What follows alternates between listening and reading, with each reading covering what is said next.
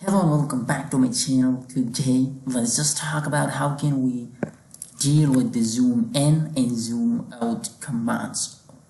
Let's get right into it. Before starting the video, if you are new on my channel, so make sure to subscribe to the channel to be a part of the conversation.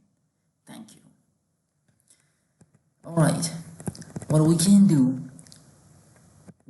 one thing that if, for example, you just want to zoom in, zoom out, so you can just do this by just scrolling your middle mouse ruler like this. When I just scroll in the forward direction, you will get zoom out, backward direction, zoom in. The next thing you can just do this by, for example, is I just zoom in this I just wanted to zoom out by just click on the middle mouse button a couple of times, and it will just refit your view and will just zoom out. Next thing is just to do is Z enter, E enter. See, zoom out.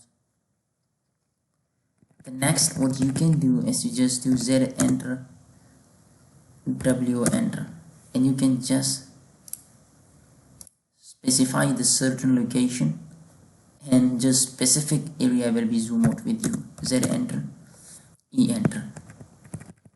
Right, this is how you can just deal with the zoom in and zoom out commands inside AutoCAD.